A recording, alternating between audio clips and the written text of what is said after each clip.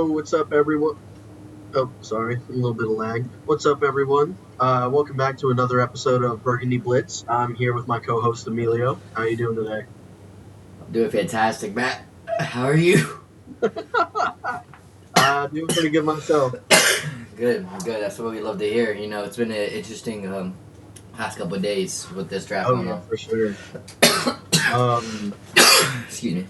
on that note, I think we should just get right into it. The draft.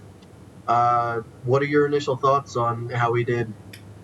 Um, I kind of want to center around, of course, on who we pick first at number 7.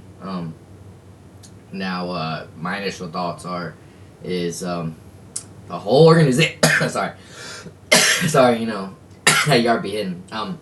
The whole organization screamed on who they wanted. We screamed and screamed and screamed on who we wanted, on who we saw on tape to be the best player available at pick number 7. The stars aligned for us to pick Caleb Downs.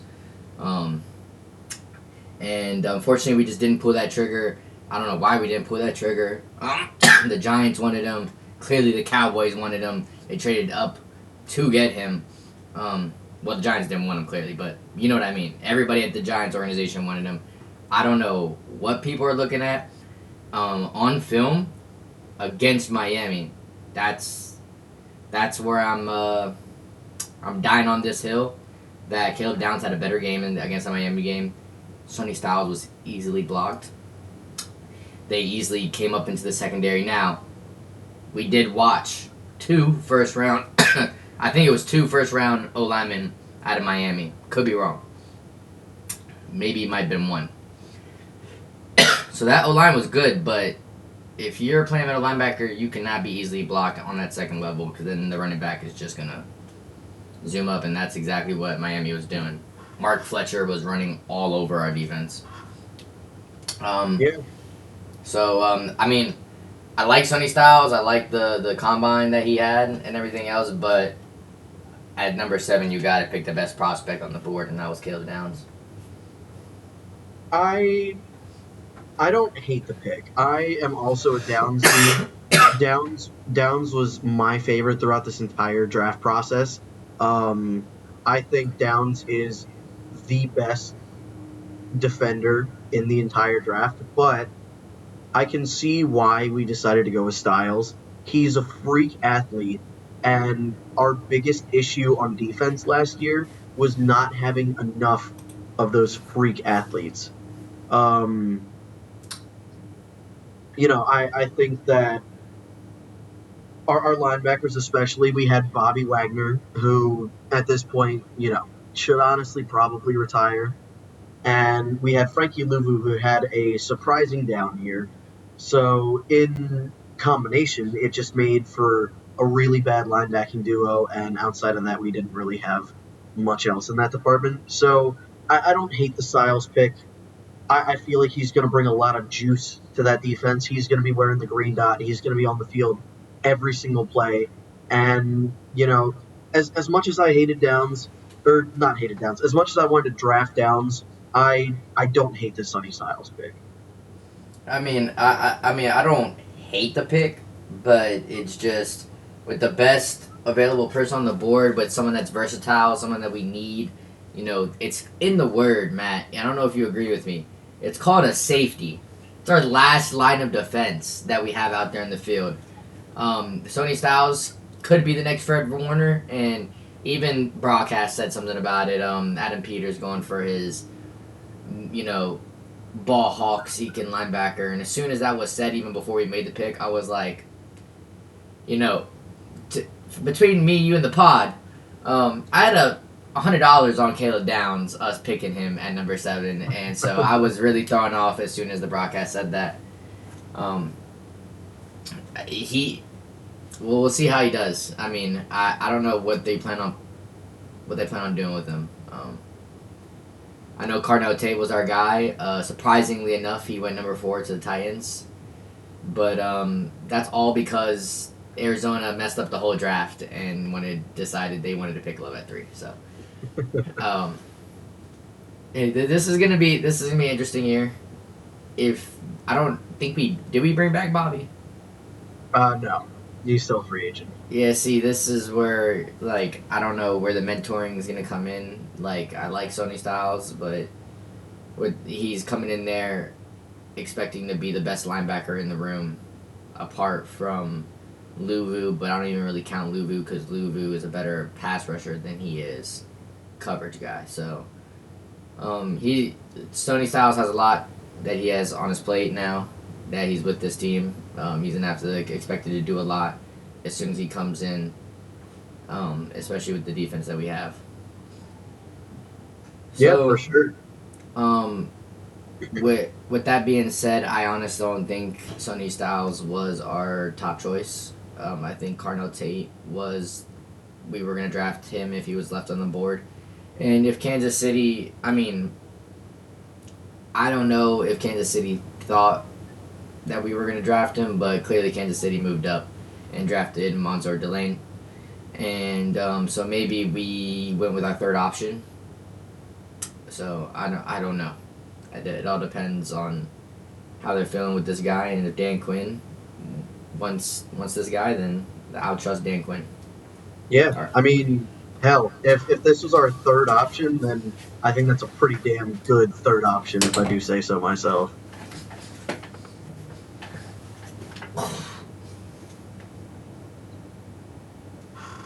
Yeah, my fuzzy. But with that being said, how do you feel about the pick we made at 71? Antonio Williams, receiver out of Clemson. You are lagging a bit, Matt. So if I'm not answering right away, that's a little bit why. Antonio Williams, I did not watch a lot of Clemson this year. Cade Kubnick was throwing Stevie Wonder passes out there this year, so they were not on the watch list. I watched a couple of his highlights. I'm impressed with the route running, especially, and this answers our question from the last pod on who's being the slot guy. Slot's wide open, you know. Lane, McCaffrey, Antonio Williams, slots free, wide open on whatever they want to do. De'Ami Brown. So I like that we're getting players in the room that are making other players challenge themselves on when to play for our starting spot. Yeah, for sure. I mean, I think the first question it raises is like, what receiver do we see get cut from the roster first because of the moves we made at the draft? Do we see Luke McCaffrey or Jalen Lane getting cut, or do we see a guy like Traylon Burks get cut? Who's that first receiver off the roster? You think? Noah Brown's gone, right? Yeah. I'm sorry. I mean, I know a lot of people like this guy. I mean, maybe they keep him on the roster as a punt returner or whatever, so maybe he has a chance on sticking on our roster, but I like to see Lane go. Interesting. Over McCaffrey? Over McCaffrey. McCaffrey made bigger catches, longer catches, and he proves that he has two hands. So,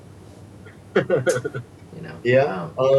I like the track star, but as we all saw, John Ross is the fast. Well, I don't know if he is anymore, but he was the fastest guy on the 40. And Xavier Worthy now. Oh yeah, Xavier Worthy now. Well, John Ross didn't work out, and Xavier Worthy is still up in the air. Yeah, we'll see what's going on. There's a lot of stuff going on with those wide receivers over there in Kansas City. So, Yeah, that's an understatement. Yeah. But yeah, I wanted to touch on this a little bit more. With Antonio Williams, I feel like the reason why Peters decided to go with him over some of the other dudes like Jacoby Lane or Brazel or something like that is because, as we all know, our offensive coordinator this year is going to be David Blau, and David Blau was a part of that Lions system with Ben Johnson as his offensive coordinator, because he was their backup or third string QB there for a little bit. And so I have a feeling our offense is going to look very similar to a Ben Johnson style offense, And with that, I feel like they wanted to go after their own version of Amon-Ra St. Brown. And I'm not saying he's going to be Amon-Ra St. Brown, but Amon-Ra St. Brown was a third round pick that was considered a primarily slot guy. So I like the comparison of him being Amon-Ra St. Brown light for us. Yeah, I mean, but who knew?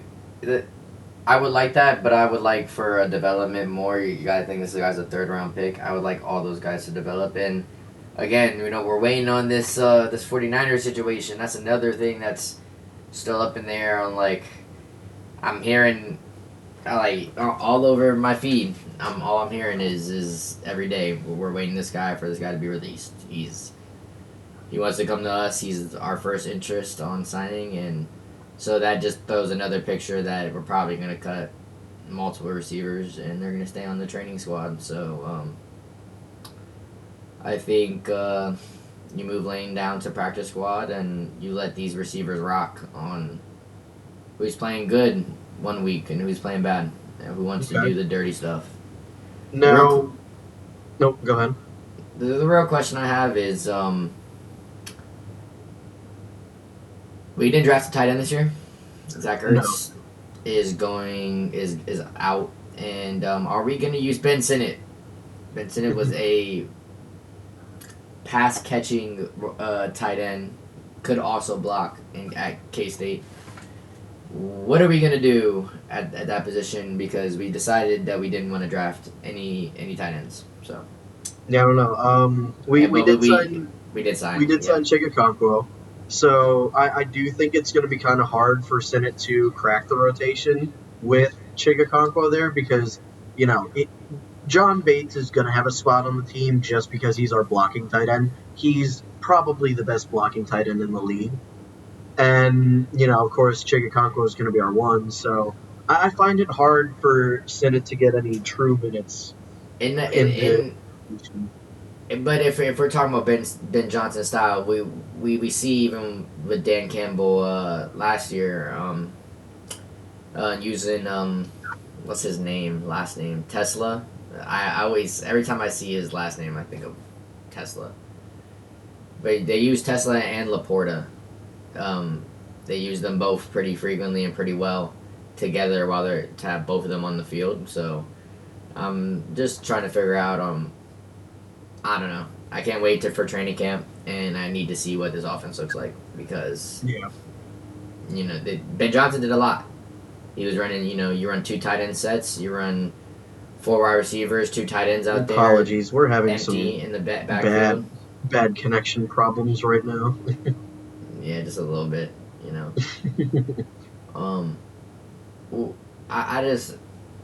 don't know what this guy is gonna come out and run. Yeah, that scares me a lot. Yeah, I mean, I would like to see something from Sinnott this year because if we don't see anything from Sinnott again this year, I have a feeling he's not going to be on the roster for much longer. Yeah, I don't know. We need a lot of production in the catching category, especially because it's just like what we're talking about. We don't know who's getting cut. And we have a lot of options at wide receiver right now. Brown is not going. We know Terry's on the team. If we sign Ayuk, that's 3 already right there. See, this is what I'm saying. I also like that they're bringing in guys to make people compete. Yeah. You want to eat? You want a job? Fight for it. Going into the 4th round. Pass rusher. That's what I'm saying. We're making people fight for it. They're making sure that they have the best available pass rusher out there on the field, and I like Joshua Joseph's first ever college sack was against Jane Daniels. I feel like getting Joshua Josephs in the 5th was an absolute steal. He was projected to be like a late 2nd round, early 3rd round kind of guy. So the fact that we got someone with his upside in the 5th is super, super great in my opinion. I think that was a phenomenal pick by Peters. I saw something. It was this crazy stat where like only 5 pass rushers since 2015 had run defense grade better than 87, I think, with a pass rush win rate of over like 17% and something like that. And the only five guys were like Micah Parsons, Micah Parsons, and like a few other like really good names. I'm blanking on the names right now, but basically everyone on that list was a hit pass rusher. So I feel like even if this dude is just like a rotational pass rusher, I feel like he's super good. But on top of that, he is a really solid run defender. So if there are any of our pass rushers that aren't super amazing at playing the run, we could slot him in on other downs as well. I feel like he's a super versatile edge rusher for us that we got in the fifth. Yeah, yeah. For what we had, because we didn't have any fourth or second round picks for what we had, I feel like we had a pretty good draft towards the tail end of the draft, especially addressing a lot of what we went through last year in an injury season. I know we had talked about before the pod me not liking the final pick, and yeah, we could have went safety or DB, but um now that I'm really realizing and thinking about it, towards the tail end of the end of the draft, we drafted for necessity at positions that we were injury prone to, which is pass rushers, run defenders, running back. We address center just in case something does happen. We have a true center that actually played the position because Yeah. right now we don't have one. Um, and even at the third round with wide receiver, now that I'm really thinking about it, we probably don't even cut some of those guys. We keep them down at the training camp level and see if somebody gets injured, throw them in the rotation. And some guys are just on, they play ball one week and then the next week they come and they don't know how to play again. Yeah. So you just never know. We're filling spots that are much needed, especially with all the injuries that we had last year. Yeah. I feel like on top of the injuries we faced last year, I feel like another thing that kind of killed our season was that we did not have a lot of depth in a lot of positions.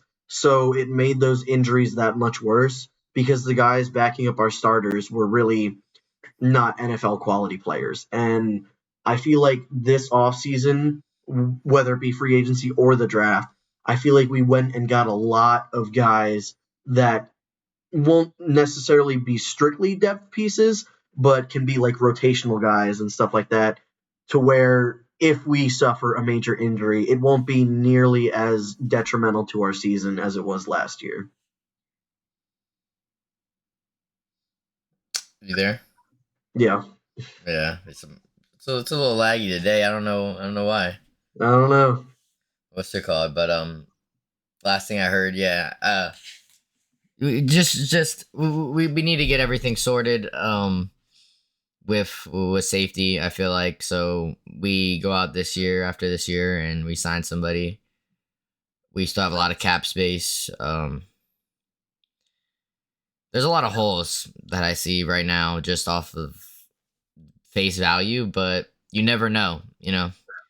Quan Yeah. Martin could be hitting the gym every day and just be him. Quan Martin breakout year, possibly. Breakout year. So we drafted Sony Styles, but there's nobody to back him up. I liked McGee, or I think that's who it was, McGee. I liked him, kind of. Coverage was a little bad. Run defending was iffy too, but I just don't know who we're gonna have depth wise or what we're gonna go do, and especially with Philly and the Cowboys going out and getting linebackers. I don't know what we plan on doing.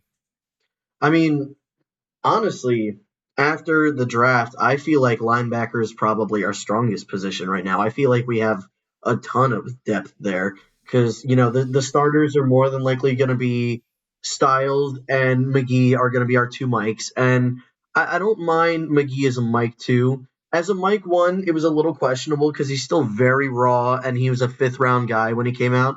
So we still haven't really seen a ton of him yet. He's shown flashes, so I'm still hopeful that he can pan out. But Styles is going to be our Mike 1 with McGee being our Mike 2.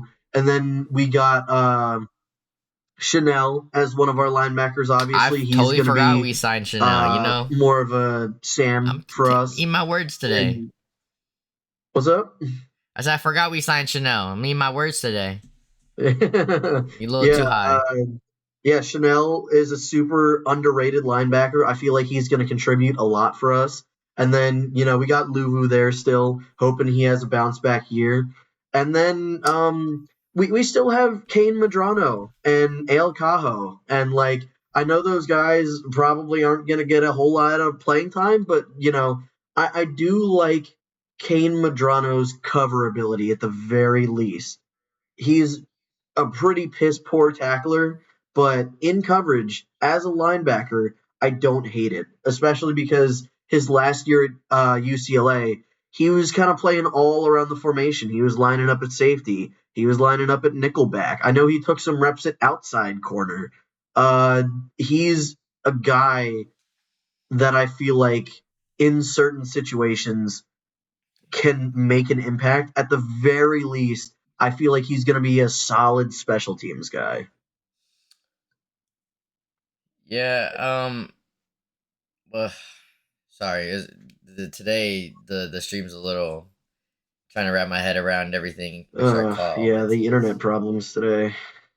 Yeah, Very, just very early stages of this podcast still. yeah. I thought the internet would be fine because last anyway, what's it called? It who's backing up? I'd still did rather put Chanel, more experienced guy, over McGee.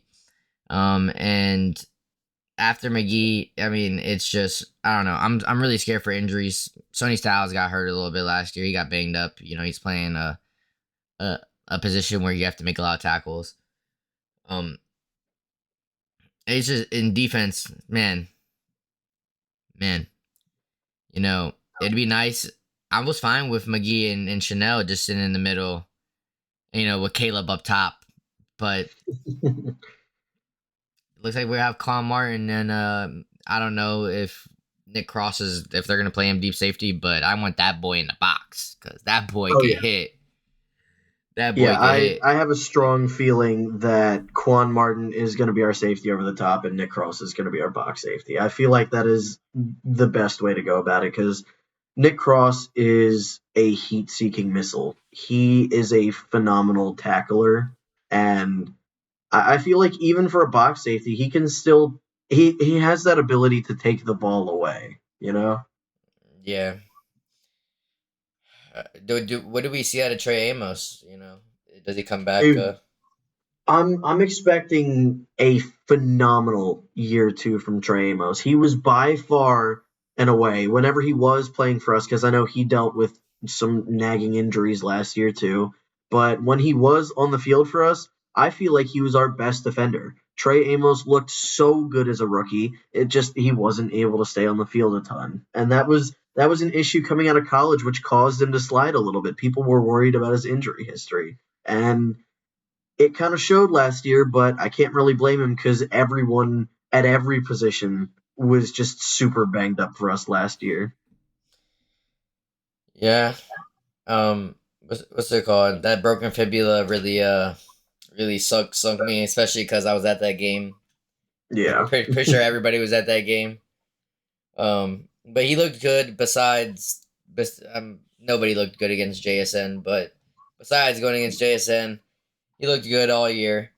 I'm expecting big things. It's just I'm a little bit questionable on how that fibula really is because breaking your fibula, separating that in half is not good. You know, some players don't ever Yeah. come back from that. Yeah, it's a nasty injury, but I'm hoping now that we have like a full off season under our belts that he could like properly rehab it and stuff like that. And I'm hoping for a super big year two from Trey Amos. I'm hoping a super big year from us as a whole. Just as Oh I don't. It's hard to say with who we have as a schedule. Um, let's. I know we have a pretty hard schedule, as in we haven't gotten in the weeks yet, but on who we play, it's not looking good. Um, I'm not gonna lie. Hold up, let me. Sorry, man. I should not have took that rip. I'm not gonna lie to you, man. yeah. He's struggling. Yeah. So um, we play the Rams, Texans. We play the Seahawks again. That's not great. Colts. We don't know what Dan Jones is looking like. Bengals, Falcons, Vikings, San Fran, Jacksonville, Cardinals, Titans. Out of all the teams I just said, I see two guaranteed wins. That's about it. Two guaranteed wins. I feel like it's a little higher than that. A little higher than that. Arizona and Tennessee. That's the only ones I heard. So, but I, if we're gonna have a super bounce back year, this is the schedule that we need to do it against. I was gonna say. I mean, I know we're scarred by last season with how bad it was, but I do genuinely feel like we end up being a playoff team if we were fully healthy last year. Yeah, with us talking about our draft, I know we didn't go over everybody, but let's start talking about the teams that we play 2 times a year, in their drafts. Yeah, Um, I feel like if you want to be the best team in the NFC, you have to be in the NFC East because this is, I think, the most competitive I've seen every team. The Giants are looking good. They had two top 10 picks, and they chose Avell Reese and an offensive tackle. Now I yeah, know a lot of Giants fans are mad about that offensive tackle pick, but go ahead, Matt. yeah. I feel like every single team in the NFC East had a phenomenal offseason this year, Yep. especially a phenomenal draft. I mean, the Giants, they went out and got Arvell Reese, who is, in a lot of people's opinions, the best player in the entire draft. They went out and got him at number 5 overall. And I know a lot of people had him mocked number 2. And I feel like that's who the Jets should have went with at number 2 because I feel like he's a better prospect than David Bailey. But, David Bailey was the Jets guy, so the Giants went and scooped him up at 5, and I think that's a phenomenal pick. Now, Francis, the tackle they picked at 10. Me personally, I would have went Downs at that spot. I think Downs is phenomenal, as I've said before, and he was staring the Giants in the face, especially after Washington passed on him. But at the same time, I can't hate them trying to bolster their trenches because bolstering the trenches just opens up an entire different world on both sides of the ball. So I can never hate trying to protect your, second year quarterback now, who has looked pretty promising at times. So, give him as long in that pocket as possible. Yeah, but do you remember the last offensive lineman they picked in the top 10? Evan Neal. Evan How could I Neal. forget? Yeah, but I like what they did instead of drafting Downs because I would have hated them to draft somebody that's actually good and come to our division. Yeah. But a team that I hate more drafted him. So and we'll talk about it. A lot of unnecessary trade ups. I feel Yeah. like in this draft, um, especially because Miami wasn't taking Downs. Clearly, they drafted up one draft pick. But they drafted up and and took Caleb Downs. And they had another pick in the first round, Malachi Lawrence, the edge. I really Yeah. liked coming out of UCF. I watched one UCF game this year. That's not surprising to anybody. Nobody ever watches their games. But he was dogging in the paint. I can't even tell you who they were playing. But definitely got the gist on him. And I'm in a CFB league, so I have to deal with him every year. Oh, yeah. Great. Great. Yeah, and aside from that, like you said, Downs going to the Cowboys was a great pick for them. Horrible for us because I wanted to root for Downs so bad, even if he wasn't in Washington. I wanted to be a fan of Downs, and now I just can't because he's in Dallas.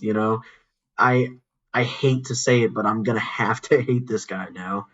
And on top of that, I think the rest of their draft was pretty good. Aside from trading with the Eagles, which allowed the Eagles to then draft Lemon. Malachi Lemon. Yep. Yeah, Makai Lemon. Uh, Lemon is debatably the best receiver in the entire draft. I know you might disagree because you're an Ohio State fan and you like your Carnell Tate, but I think there's a conversation to be had that Lemon could be the best receiver in this class.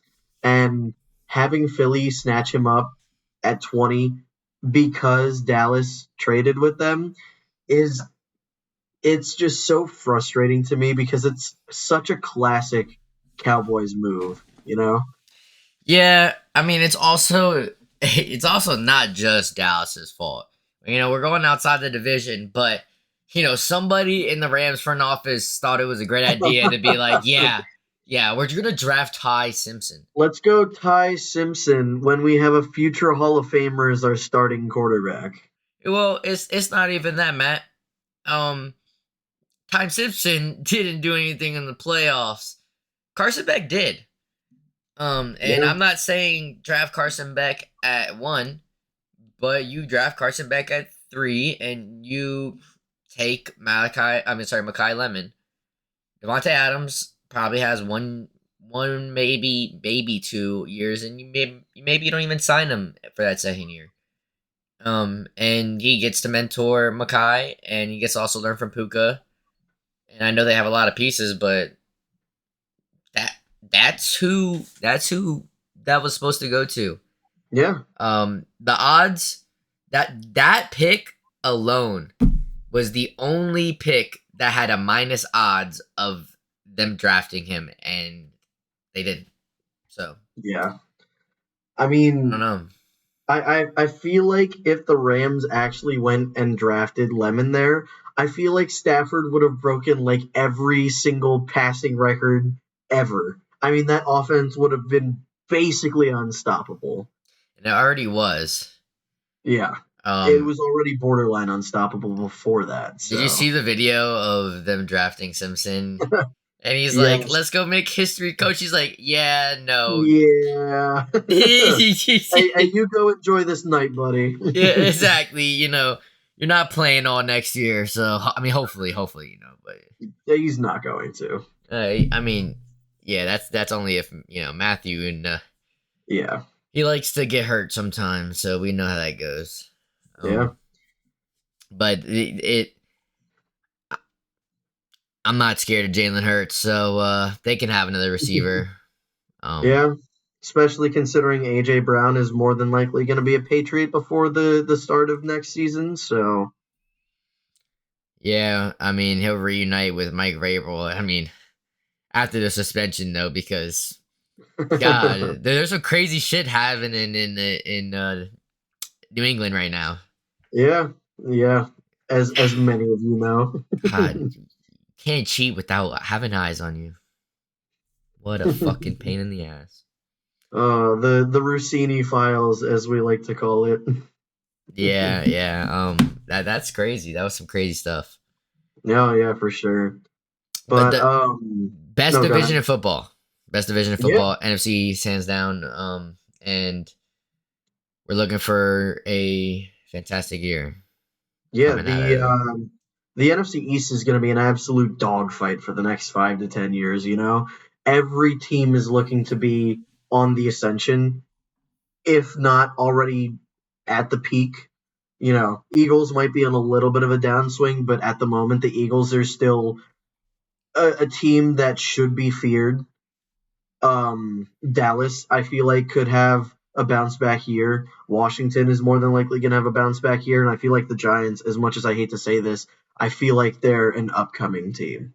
They got a lot of pieces, and now they have Harbaugh as a coach.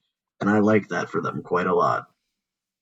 I like that for us, but Harbaugh, that guy's a sellout. I know what I don't even know why I'm saying that. Harbaugh, if Harbaugh ever hears this, you're a sellout and you win me a lot of money because I swear, when in important moments, unless it's 2012, they choke. But that's just the Ravens organization right there, though. Yeah, I mean, Now, what? back to our draft. How do you feel about the running back out of Penn State we drafted in the fifth? I wanted Singleton. That guy's a dog, but I didn't really watch Penn State this year. I'm not gonna lie. That's always little bro to the Ohio State University. So you don't really watch. You don't tend to watch little bro.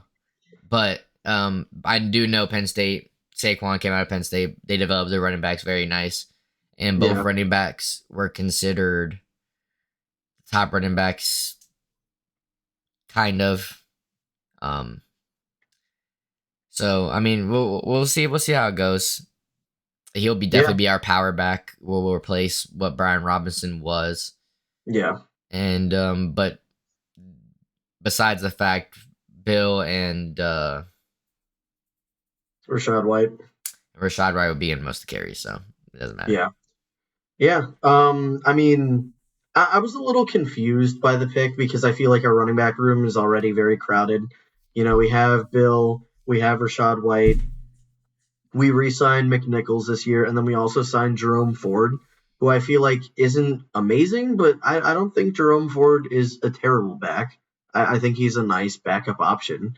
So drafting a running back in the fifth was a little confusing to me, and I haven't watched a ton of Penn State this year myself either.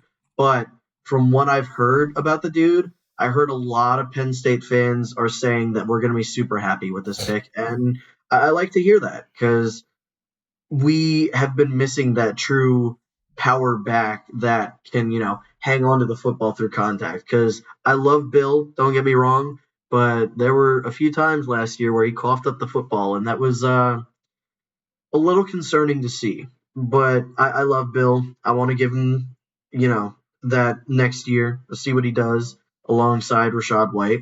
And yeah, I do think that spells the end for McNichols, though. I think his time in Washington is just about done after this draft pick, but who knows?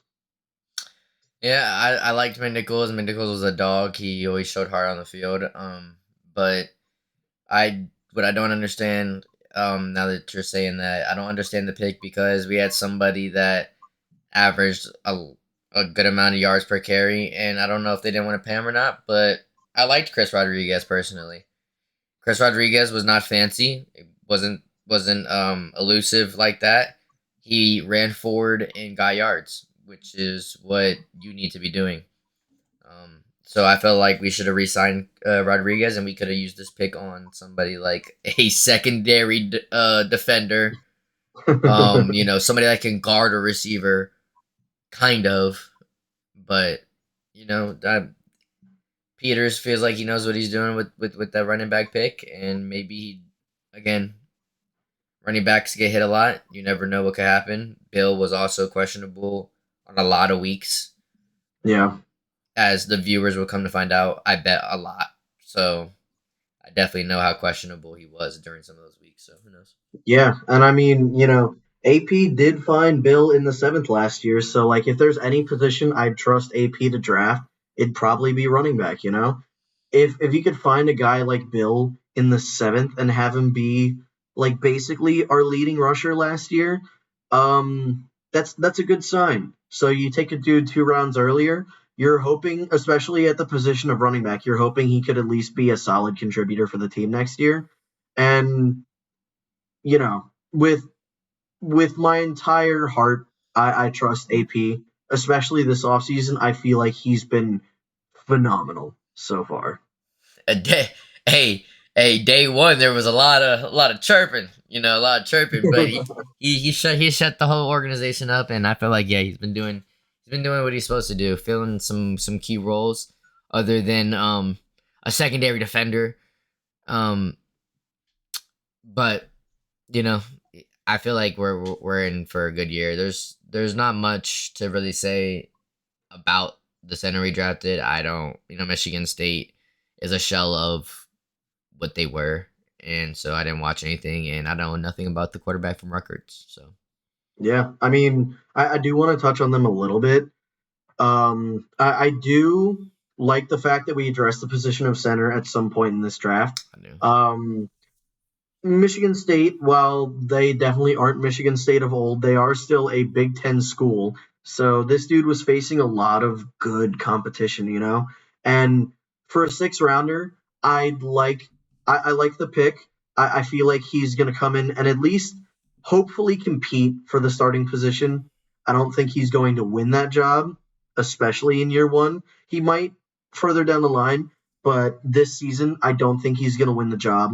But if he does, that'd be phenomenal just to have this dude start as a rookie coming out from the sixth round. I would be ecstatic with that. But like you said earlier, we don't have a true center on our roster right now. So drafting one to at least be a dude to come out and compete and to push Allegretti or Coleman or whoever ends up playing at center, I feel like that is one of the more underrated picks that Peter's made in the draft so far. And yeah, especially with the pass rush getting a little bit more dull in our division, Dexter Lawrence was traded for that number 10 pick. So we don't have to deal with that. And I like that, center. I'm not gonna say it's not a hard position to play, but you're in the middle of two other guys from the right into the left of you. So there's just all you have to really do is understand blocking assignments. Yeah, So hopefully he gets out there. If Allegretti or Coleman don't work out, and he balls. yeah.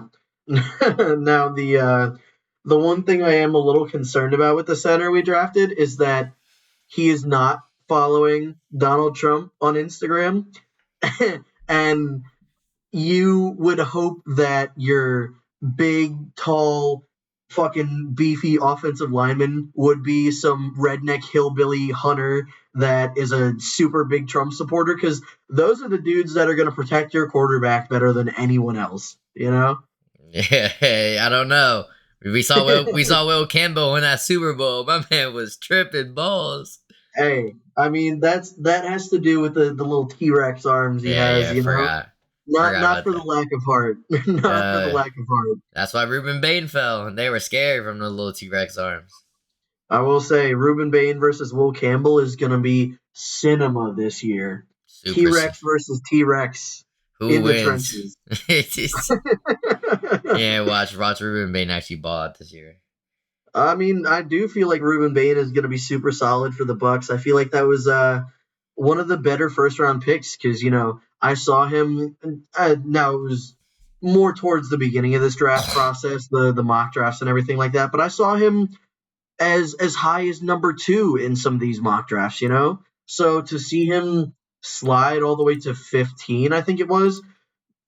I mean, granted, it's a combination of the fact that he has really small arms for his position, on top of the fact that, he had that little off the field issue with the car accident thing or whatever. I didn't look into that too much, but that was a talking point right before the draft.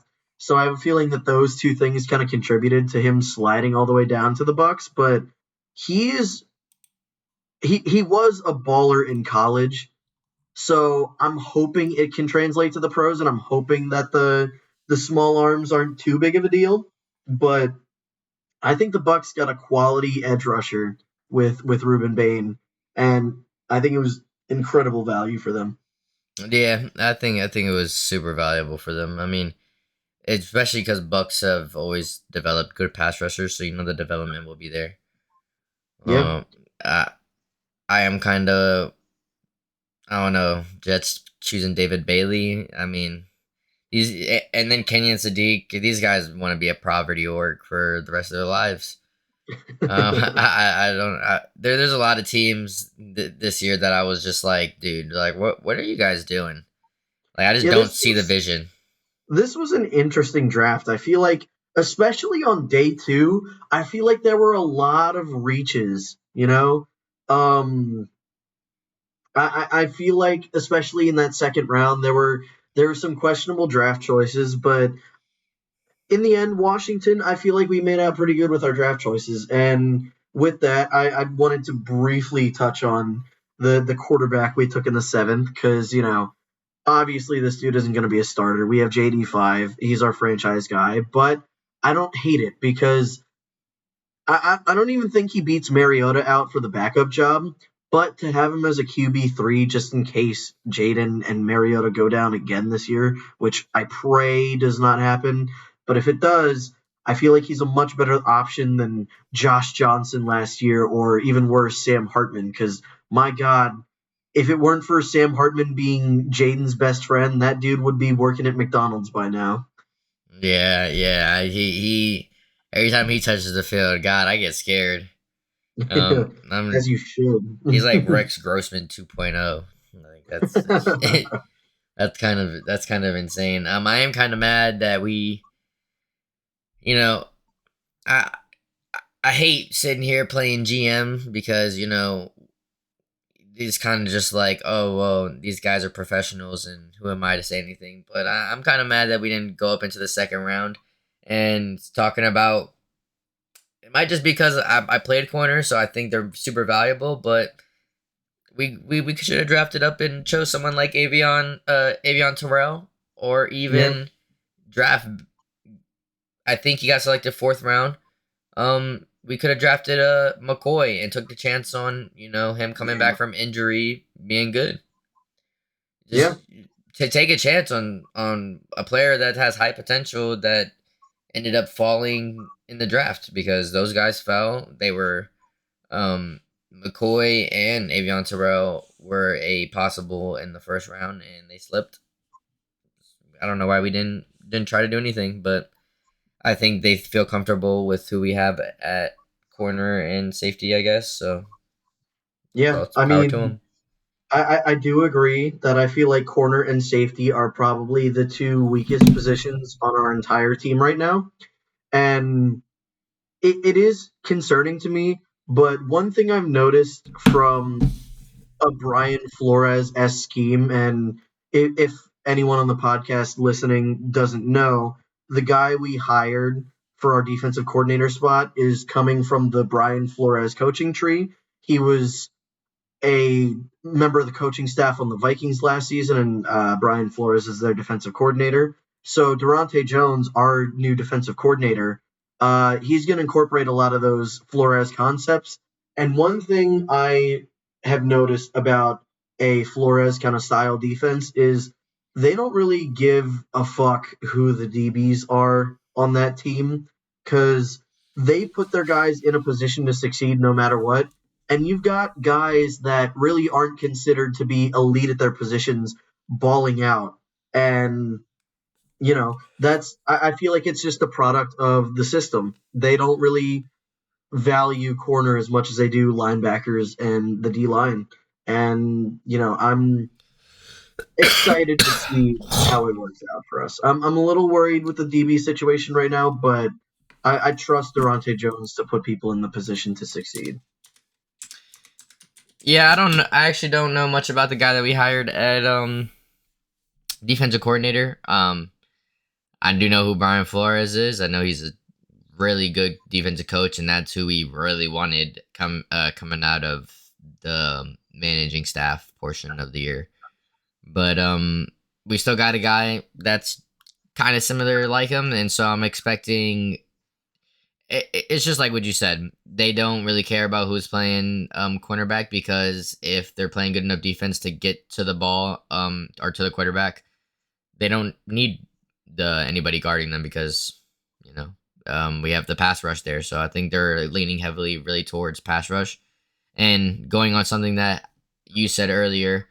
Frankie Louvu needs to not touch anywhere near the middle of my field at the middle linebacker position, and he needs to rush the passer, and that's all he ever needs to do. Yeah. I mean, I So do feel like one reason why Luvu had such a down year last year is because of all the injuries that people had to the rest of the team. Luvu was put in positions that he wasn't necessarily comfortable in. So I'm hoping now if people can stay healthy this year, and now that we have a proper defensive coordinator and not Joe Witt Jr. I'm hoping he can be put in positions where he can succeed and not be asked to do things that isn't necessarily in his skill set. And to go with that, I also hope that the hopefully improved pass rush can help out our DBs on the back end. I'm hoping it makes Quan Martin's job easier. I'm hoping it makes Mikey Sainristil's job a lot easier because Sainristil looked really bad last year, but he looked pretty solid as a rookie. So I'm hoping we can just chalk it up to just having a shit ton of injuries on the defense last year and having guys being played out of position because of all the injuries. So I'm hoping now with the team hopefully being healthy that everyone on the defense can play better as a whole and be in positions that they're more comfortable in. Yeah, what's it called? I'm looking at the depth chart here, Matt. Um, who do we have at corner? We have Mikey, we have Trey Amos, we have Amik Robertson, and that's about it.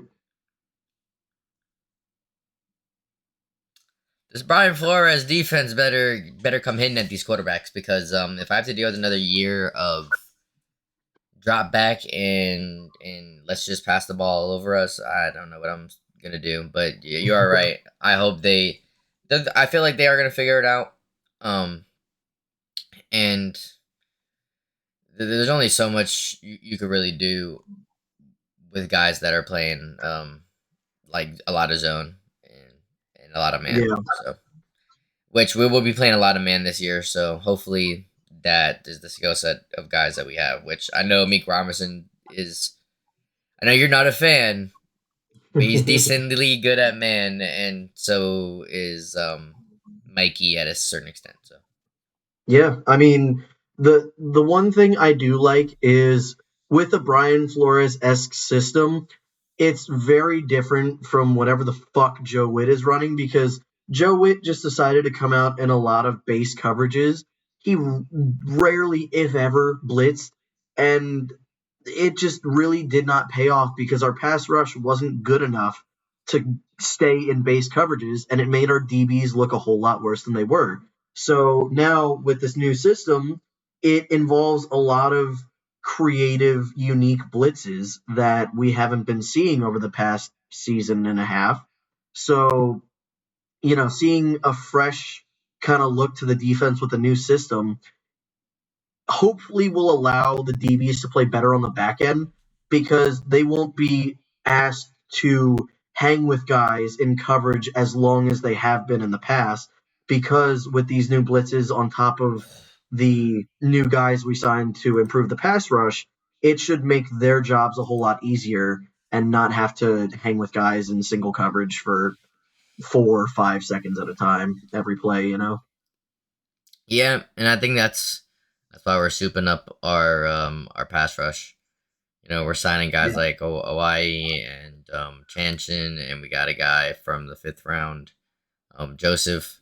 So hopefully, I can't wait to see what Dorrance Armstrong does because he was looking like a beast, Yeah. arguably top five defensive end in the league, in my opinion. Yeah, I mean, who knows if he would have kept that pace up for the entire season? But yeah, he looked phenomenal before he went down with that injury. And again, we just didn't have any backups to replace him effectively. And I feel like last season, edge was one of our weakest positions depth wise because outside of those starting guys, we had nobody. So now we go out and have this offseason where we focus heavily on edge, and I feel like now it's one of the deepest positions on our roster. So kudos to Adam Peters for really addressing a massive weakness on our team last year. AP does what he does. You know, Hall Yeah, of Fame Hall of Fame manager right there. yeah, Having to compete with Roseman, which of course he's definitely in the Hall of Fame, and that's the only person I can name because whoever's GM over in Dallas isn't the GM; it's Jerry Jones. So yep, it's Jerry Jones. you know, No, but I think Adam Peters cooked hard this offseason.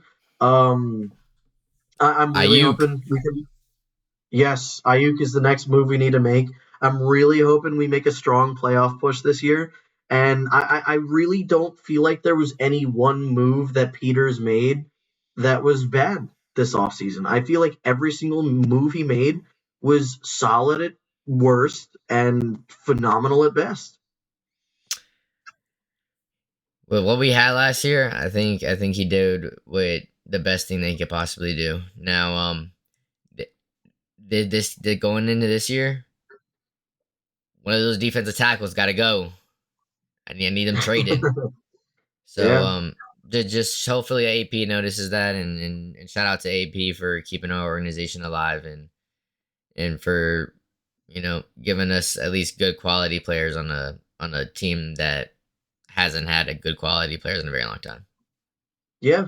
Um, I feel like in Peter's entire tenure with the team, I feel like the worst move he made was signing Kinlaw to a 3-year, $45 million deal because Kinlaw has looked pretty bad. Kinlaw it Kinlaw is a primarily a run nose tackle, so I agree. You give a nose 45 mil, that's a little bit questionable. But I mean, when you break it down to it, a lot he was really good on the rundowns. Even getting some tackle for losses, I feel like, but on the passing downs, he just got chewed up. A lot of double teams. You know, he he was getting work done, but at the same time, even in the Lions game, he was talking to talk and not doing nothing out there. So Yeah. but I wouldn't even say that was a bad move. Um, we still have Deron Payne on our team, so I don't, you know, it's we're talking, we're comparing apples to oranges. Yeah.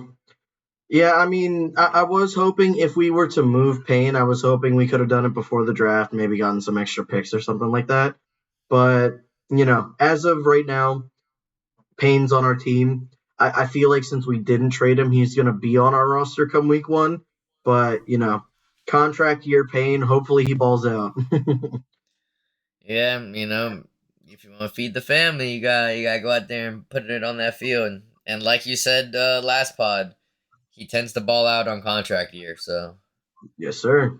let's just see what happens. We have depth. We have depth everywhere on that defensive line, which is what I love to see. Yes. And it is just about linebackers in our secondary, but you know, Yeah. I'm loving the death on the pass rush because I can't even tell you the last time we had a good pass rush. Yeah, because even with our starters last year, before they went down with crazy injuries, I feel like they weren't as effective as they could have been because they weren't being rotated in and out of the game to keep them fresh. They were staying in the entire game because we had no one to back them up. So we had these guys that get super gassed by the end of the game, and they wonder why our defense starts falling apart, especially in the second half of games. It's because we can't keep our pass rushers fresh and have that rotation going. And now I feel like with it being the deepest position on our team, I feel like we could get a pretty nice rotation going, which keeps guys fresh for longer and keeps them more effective longer in games. Yeah, I would have liked us to see us resign. Was it Jacoby Martin? Jacob Martin, yeah. There you go, Jacob Martin. Which would have added more, but we were doing good on the defensive side, and when it comes to the pass rush, so Yeah, um, I mean, I do feel like Jacob Martin did deserve a second chance with us because he was one of the few dudes that actually did play decently well for us last year. But I'm pretty sure he got a bag from Tennessee this year, and good for him. I can't hate on a dude for getting his bag. And same goes with Chris Rodriguez in Jacksonville. I don't think we would have paid him that much, but he got a bag in Jacksonville, and I think he's going to be competing with Tootin for that starting role. So good on Rodriguez and good on Jacob Martin for getting the bag. you're forgetting about Mister ETN over there. He's in New Orleans now. Oh, they traded, didn't they? Damn. I forgot. I don't even know why.